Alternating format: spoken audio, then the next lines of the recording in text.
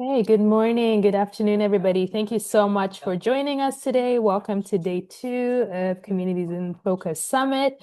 My name is Ruth, and I'm the Coordinator of Engagement and Inclusion from CACUSS. If you need anything, I'll be here in the background. Feel free to send me a direct message. This session is titled From First Day to Flourishing, Transforming Co-op Student Onboarding into a Learning Experience. And our presenter today is Hannah Rashid. Hannah, welcome. I'll hand over to you.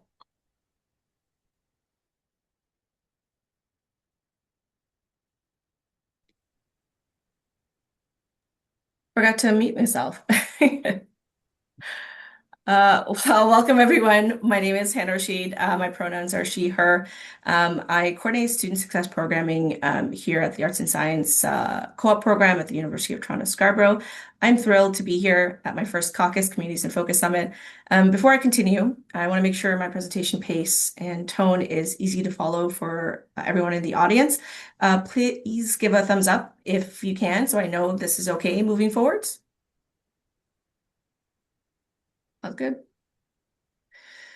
Um, Before I begin my talk, I want to take a minute to read out loud our land acknowledgement. To recognize the land as an expression of gratitude and appreciation to those whose territory you reside on, and a way of honoring the Indigenous people who have been living and working on the land from time immemorial. So with that, I wish to acknowledge this land in which the University of Toronto operates for thousands of years has been the traditional land of the Huron-Wendat, the Seneca, and the Mississaugas of the Credit.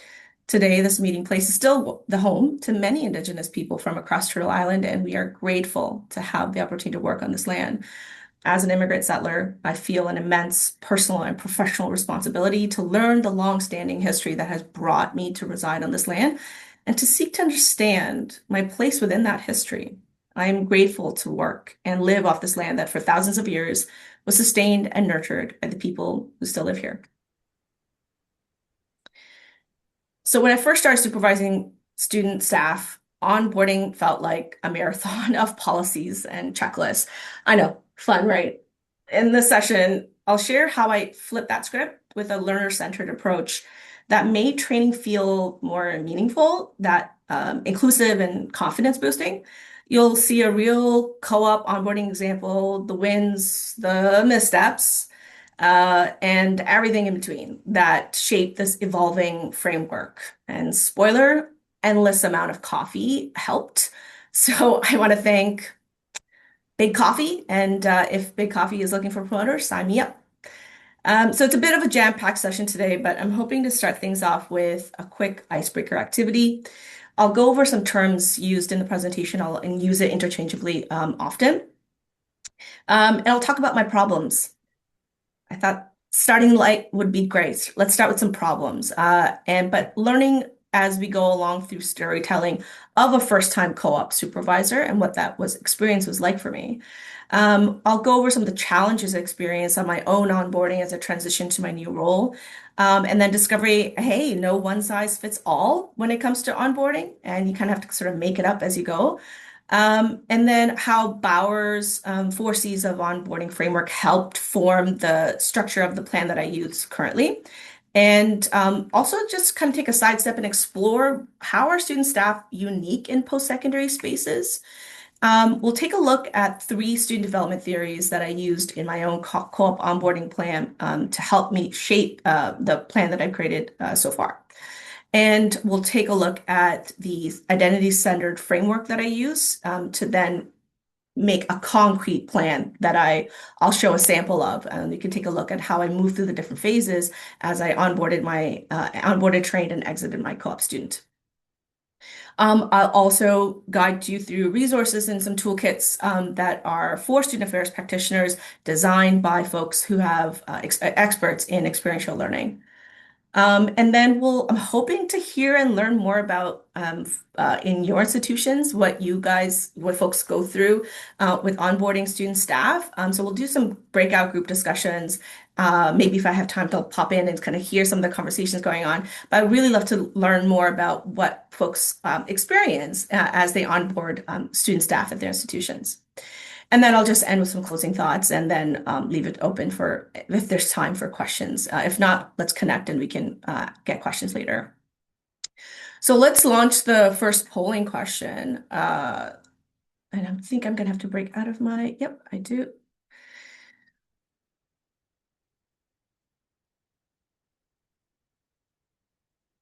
Okay, so I think everyone should be seeing the polls. Great. So I would really love to know the first question.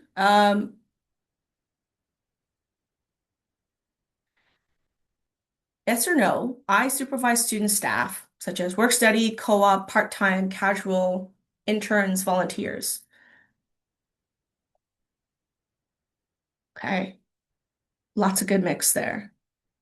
I love it. People are already answering that because I think you guys can all see the next question. So let's move forward because I think I'm going to be talking a lot. So these are all the questions I wanted to know. My institution has a formal onboarding plan for student employees. I have access to supervisor's guide specific to my department or academic unit.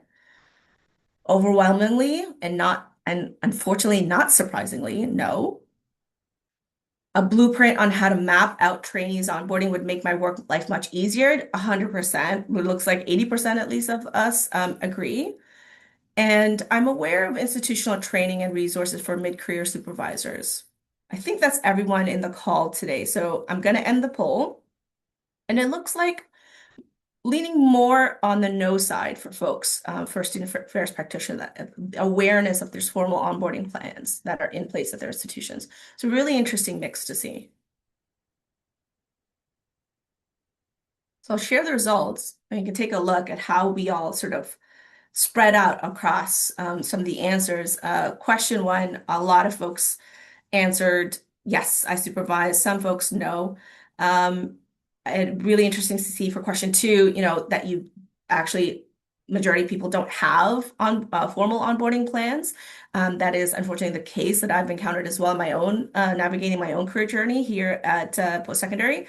And overwhelmingly, 100% people say no, they don't have access to supervisor's guide. And I don't think I've ever encountered one until I created one for myself here because I felt like I needed something so that if I ever leave this position or have to train somebody else to take over my job, then it would be really good to have that. And then majority of people answered they would love to have some kind of blueprint guide to help them facilitate their onboarding training. And then not as many people were aware of if the institutions had any resources for mid-career professionals. Okay.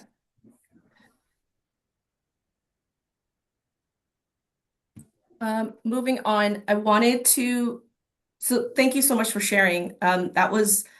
It's something that I kind of know colloquially, anecdotally, talking to colleagues. So it's really good to see it's like folks who are on the call today where they are in terms of their careers as well as their experiences. I wanted to use some of the terms and bring them that I'm going to be talking about in this presentation and bring them to center them and understand where they're coming from. So work integrated learning, you'll hear me say that quite often. For folks who are coming from career education spaces, will have heard this term already, but basically means any type of curricular experiential education that formally integrates a student's academic studies with quality experiences. Work integrated learning has like a third party, and that makes it a little bit different from experiential learning, which is, if you can imagine, like in this figure that you see, image on your screen, experiential learning is sort of encompassing work integrated learning, and then co-extra or co-curricular activities sort of adjacent to it. But these are the types of work integrated learning that you might notice that will fall under work integrated learning versus experiential learning, which encompasses all of it. Okay, how many times throughout our professional careers, especially when we occupy spaces of purported authority or expertise or leadership, that we've either thought or have said out loud, I feel like I don't know what I'm doing. For much of my 20s as a student affairs professional, outwardly to my colleagues, to the learners I've collaborated with, advised, or trained in a supervisory capacity, I look and sound like I know what I'm doing. And for the most part, that is true. But when I took on my current role, I had never hired nor worked directly with co-op students. In the 13 years of working at my current institution, I held primarily positions as an individual contributor with some minor supervisory roles over student volunteers, work study, or peer mentors.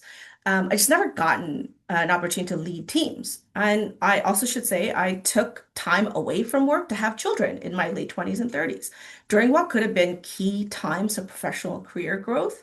Had I not been away on parental leave. And I like to sit with that knowledge sometimes. Um, Especially when I'm thinking about how advanced looking at my other colleagues advancing in their careers. I'm really fortunate though to be working for two very supportive leaders at my current department that understood that challenges with constructive and ongoing feedback can foster innovative thinking. So I was excited to be given responsibility for the training of a co-op student, but also unsure how to train them. I also want to share a little disclosure. I am not an expert. At the end of the presentation, I will provide toolkits and guides that are formed by experts, folks who have devoted their professional and academic careers in researching experiential learning more deeply than I have. Simply put, I think in systems, and the way my brain is wired, I need to understand how things are interconnected to a whole in order to process the information. So this means like sometimes I get really obsessive with anything I research, but then I never really end up acting on it. I find I can explain better when I weave a narrative. Through storytelling, I can help shape my thoughts and communicate more clearly. I just want to say thank you in advance for being in this space with me and allowing me to share how my personal experiences impacted my professional practice.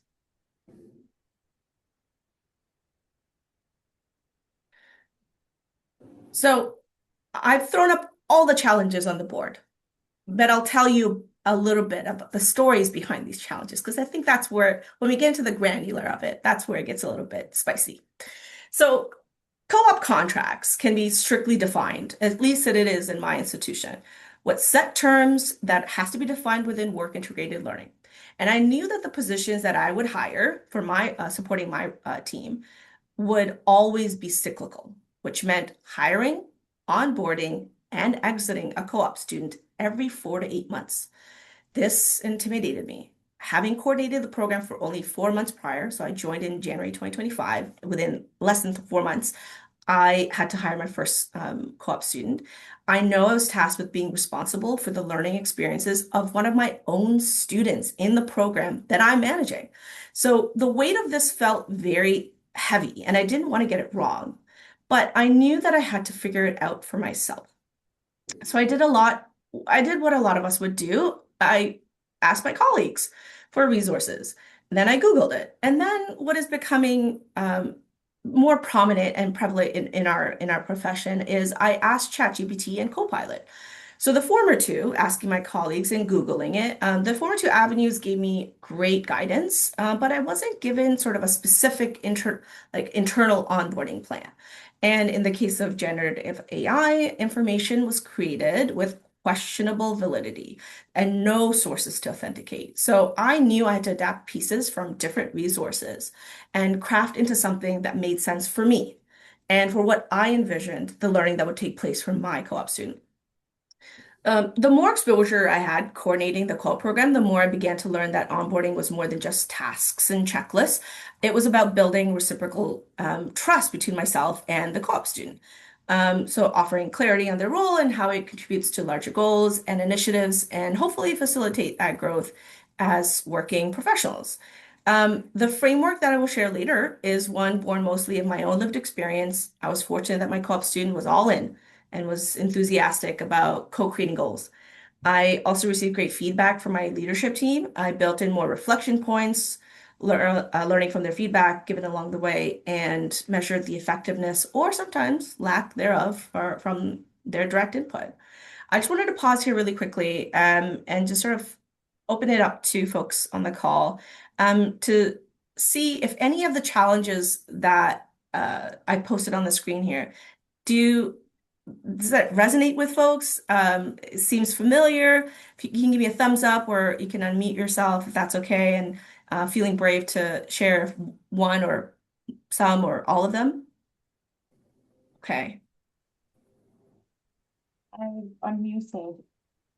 My name is Tommy, and almost every single thing is resonating because I started in April and my team of co-op students, three of them started in May of Wow. this year. So I had 1 month to figure things out on my own for myself, Wow. and think about them. And it was an inherited co-op job description. There were two other team players on the team as well, in addition to those three, and we hadn't figured out their job description. So there was a lot of crossover. It was chaotic. So almost every single thing. I'm like, oh my goodness, I've been there, done that. This is, Yeah. thank you. Tommy, you're not alone. You're not alone. Definitely not alone. I think I saw another person raise their hand. Ashna? Yeah, I just wanted to, I started typing that I'm like, I'm very passionate, so I'm going to open up and speak here. Go Ruth is for it. smiling on because she knows me. Um, yeah, the same thing with what Tommy said too. A lot of this resonates with me too. And we started our ambassador program last April, and it was great. It ran off the ground, like, just hit the ground running, all successful. But I can recognize that now over time, because that was all my role before the ambassador started. So now, doing that warm handoff to them, taking care of that. But now I'm recognizing that I'm getting more and more on my plate. And just even right now, currently, I can say, because I know there's more coming from me. But no buts. That's negative. And my workload I can see is shifting where the priorities are changing to be able to support my staff, and I am their supervisor directly. And we are having, like, as soon as students graduate, we're rehiring and adding more, I mean, like, bringing on more staff. And I'm also recognizing where I'm going to call myself out, the lack of involvement in helping those different personalities work together. And so that's been my biggest challenge of, like, my workload is increasing and my priorities are shifting, but I'm still wanting to be there for my ambassadors to do everything you're talking about here. And so it's like, how can I overcome that, with still making sure that I'm still present as their leader in that kind of capacity. So thank you for this session.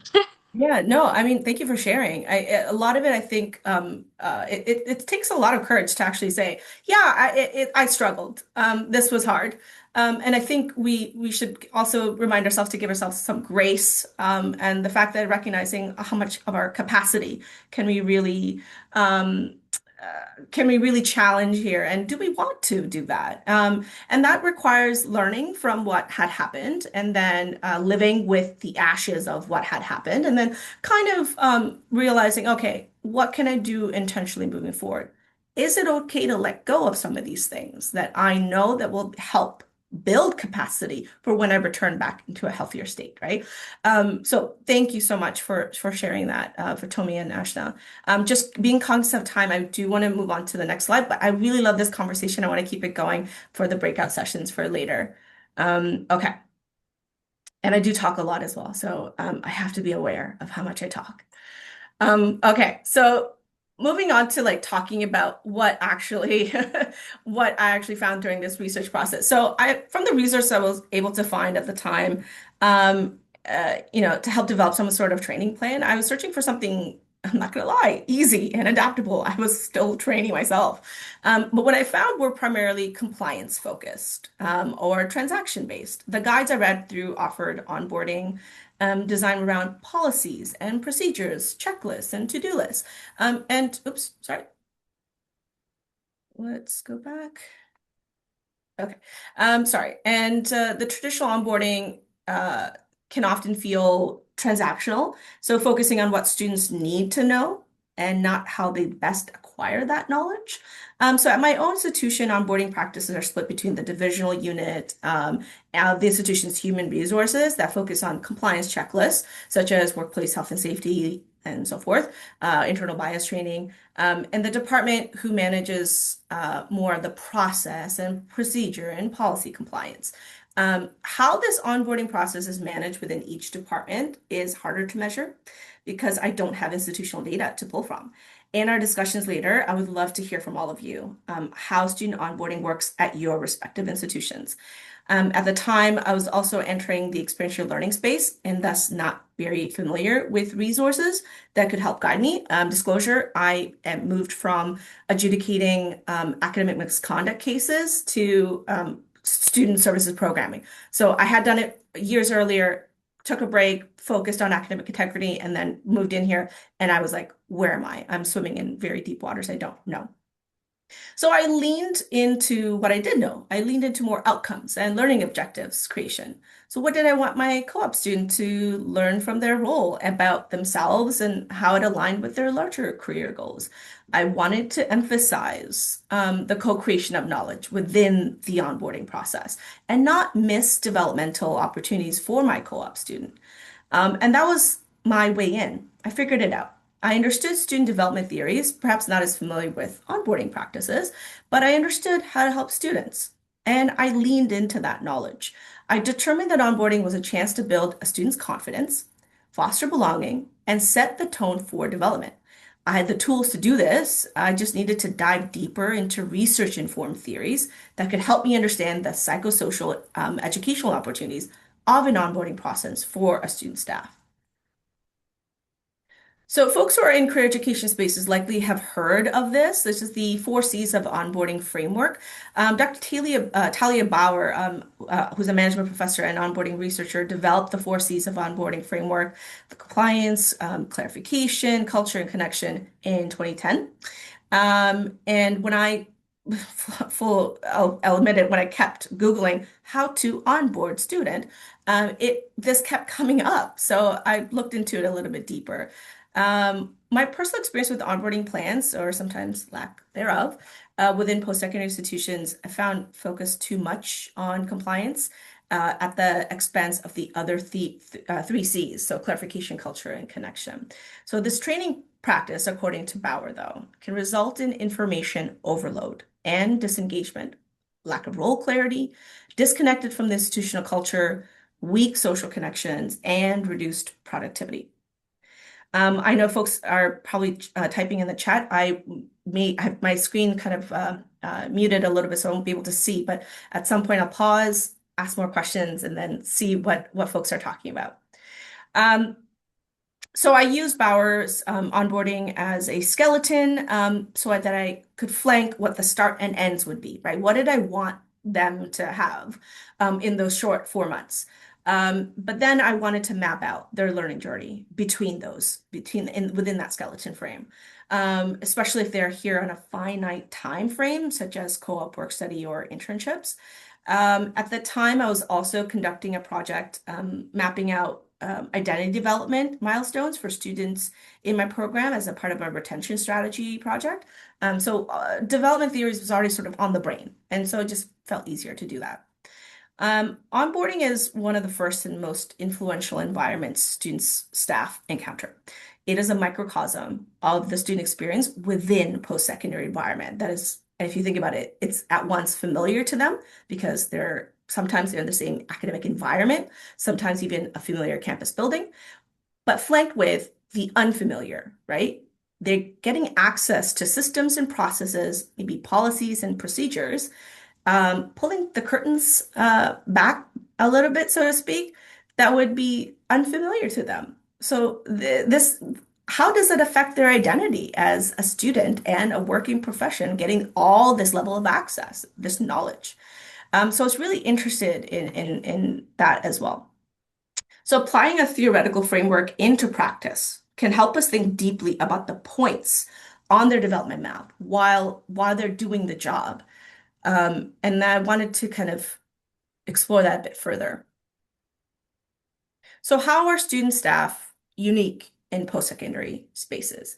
I have my thoughts, but I would love to hear from folks. I'll take 1 or 2 questions, 1 or 2 ideas that you might have. What do you think, in what ways student staff are sort of unique to post-secondary spaces?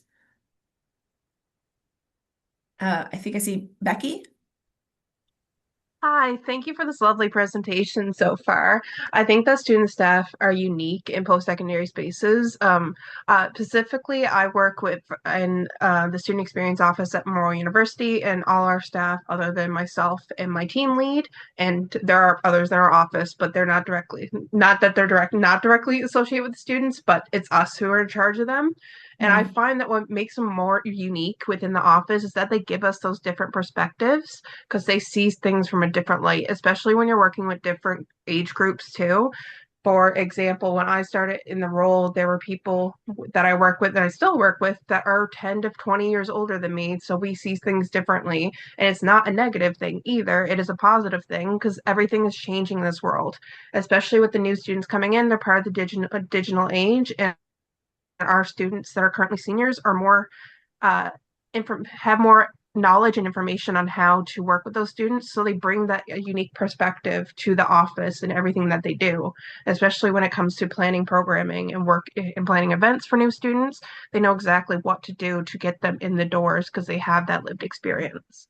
For sure. I think your point touched on everything that I was going to say. So I just put it up on the screen already. Thank you so much, Becky, for sharing that. Yeah, like I love what you said about like they have that different perspective, right? They're also bringing in their multi-identities as well. When we're talking about student staff, they are simultaneously students and employees, which creates a distinctive developmental context. They're expected to perform professional responsibilities while navigating their own academic and personal growth. I'm going to name drop here, and I'll try to name drop it just so that all the references are listed on at the end of my slides, which you can access later. But Poynton has et al. This resource was really great to read about because they posited that student staff in peer support roles inhabit a liminal space between being a student and a staff member, which can create both opportunities and tensions in identity formation and role clarity.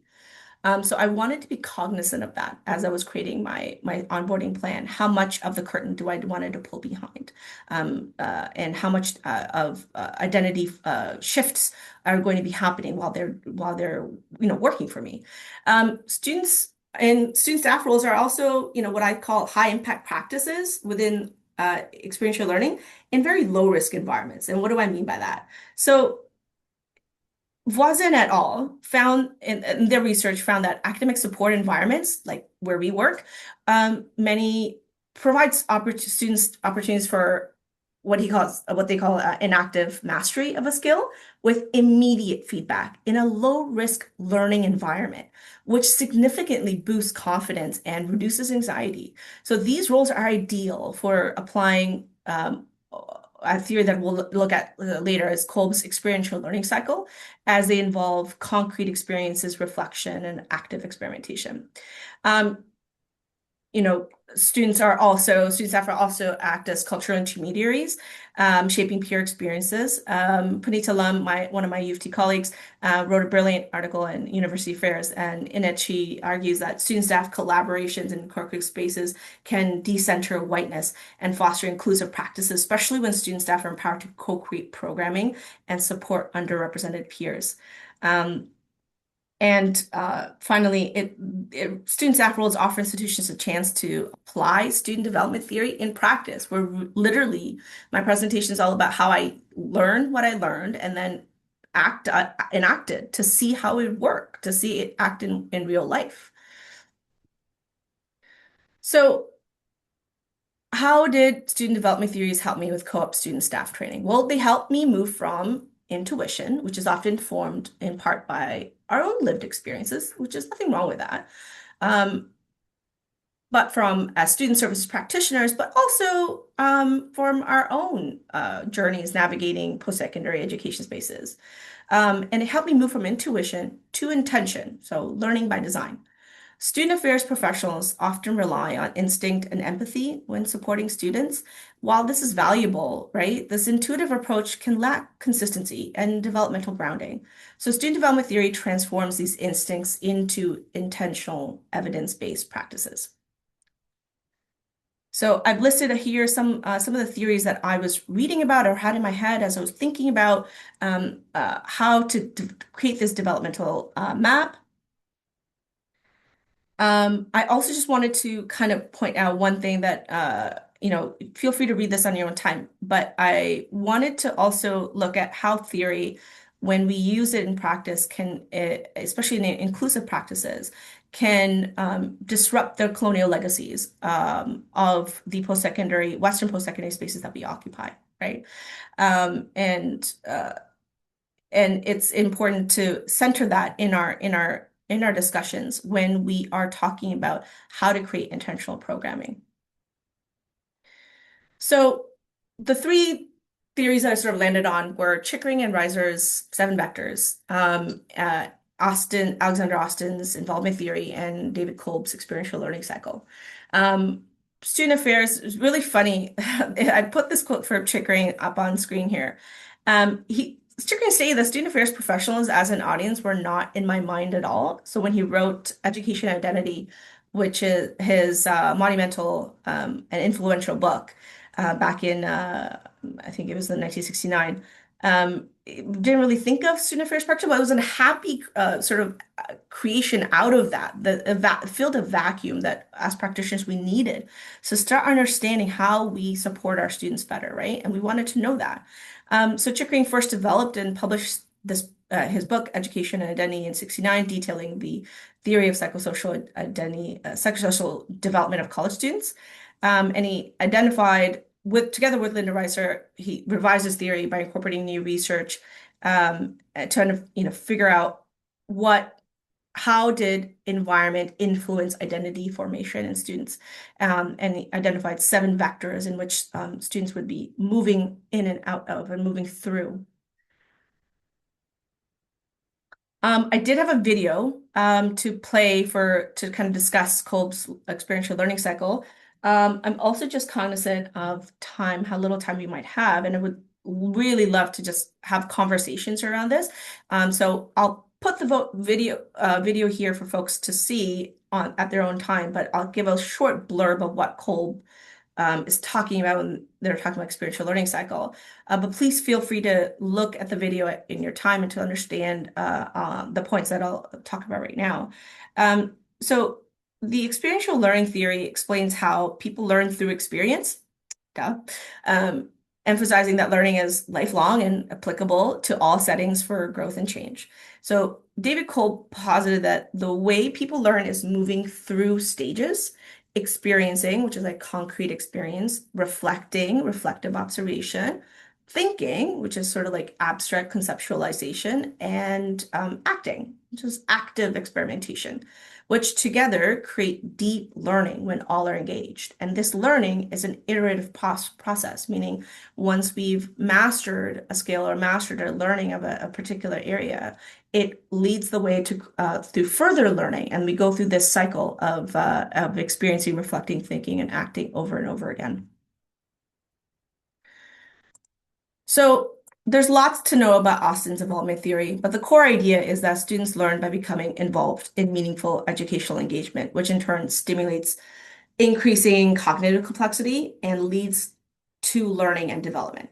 So we as student affairs practitioners play a significant role in not only creating opportunities, but shaping experiences for student staff to be involved in meaningful and transformational activities. The points on your screen is what Austin came up with, but I won't go into detail it here, but the gist of it is get your student involved in meaningful co-creating learning opportunities within their onboarding will lead to better sense of identity and validation. So I had these theories in mind. Now, what am I going to do with it? Well, I wanted to create stages because I am a systems person. I need to think in stages. I need to know where I'm going to lead my student, where I'm going to hopefully ask my student to start in their learning journey. And then by the end of the term, where do they want to end up? And what do I, as their manager, need them to end up at as well? So I developed this sort of identity-centered onboarding framework. So whatever onboarding I was going to create, I wanted to make sure that I hit all these different stages, starting with welcoming and belonging. Then right off the bat, letting them know that we are together going to be creating some goals. I have projects for you to work on. I have tasks and activities for you to complete, certainly. But I also want you to tell me, what is it that you're trying to get out of this role? What kind of technical or soft skills do you want to develop at the end of this? And identify that early so that when we identify that, we can measure it at the end of the session, at the end of at their onboarding or during a time of exiting.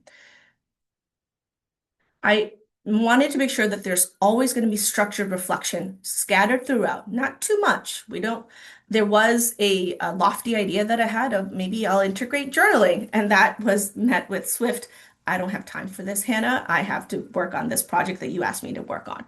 Fair enough. That was a great feedback that I got from my student service assistant. It may not always be as lofty of a goal as let's do journaling, or it could be just simple as supervisor debriefs.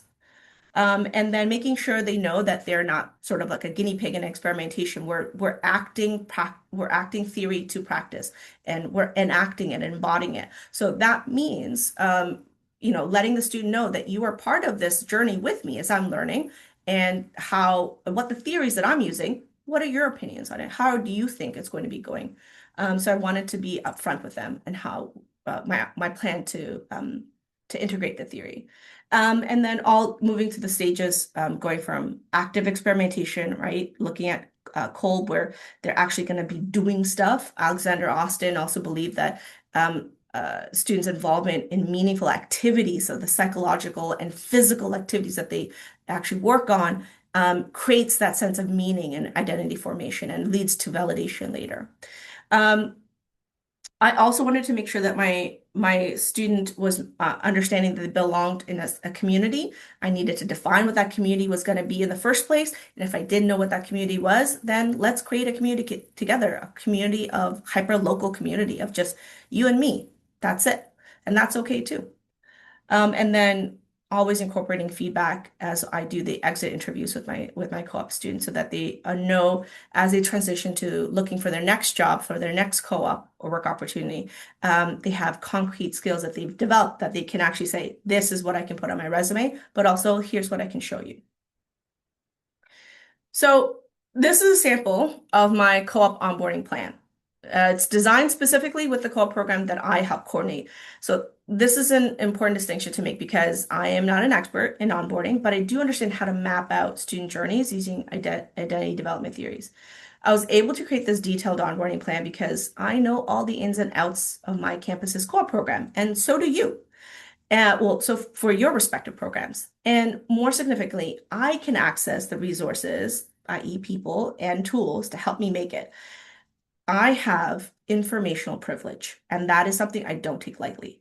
This plan is not meant to be prescriptive, simply sharing what I hope you will find helpful as you think about your own onboarding plans. I always will defer to the expertise who have already created significant materials to support staff and faculty with onboarding, hiring, and retention strategies, and I'll share these resources and tools with folks in the next slide. A key consideration when making this onboarding plan was that all of our co-op students have work term project to complete.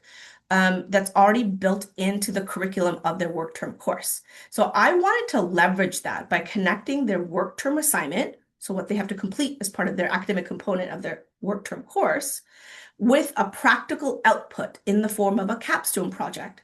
So capstones are great educational assessment tools because it allows the learner to apply the knowledge and skills they've gained to a real world problem or a comprehensive research topic. In my case, the student service assistant and I will work together during the first month of their term to co-create some learning goals and areas of skill development. And from that, together, we'll identify an existing activity or process or policy of our program that they can research further. Sometimes they want to create something innovative to improve access for their peers who are not as involved. Others, it's simple data projects where they want to further develop research and technical skills. All are okay.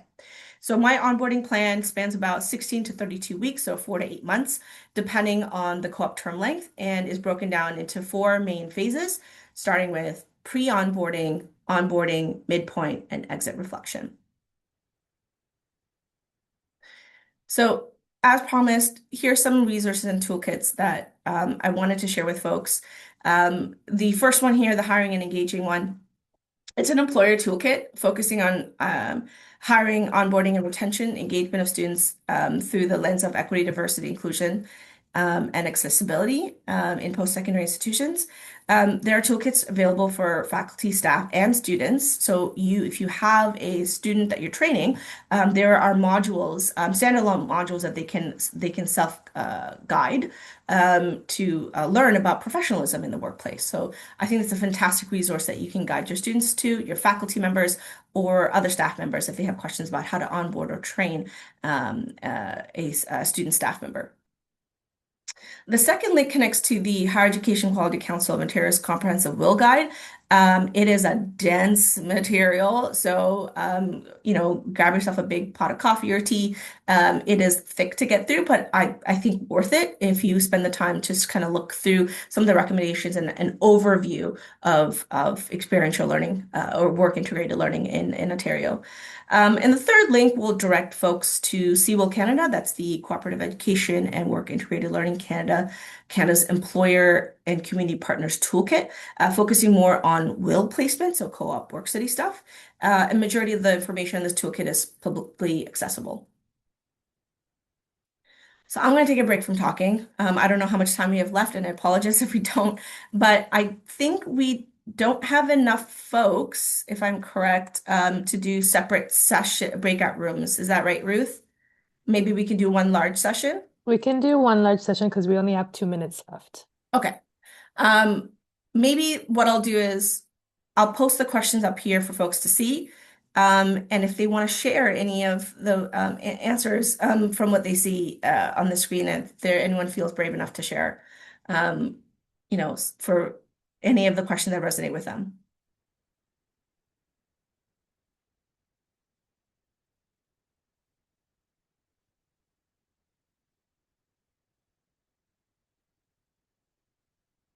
I have one question that just because it came up in my conversation with a colleague, and we're encountering challenges with professionalism of our co-op students in post-secondary spaces. Now, this is the topic that I want to explore further in a further research study, but how do folks manage or have they encountered challenges and require coaching of their student staff with especially professional conduct in academic spaces?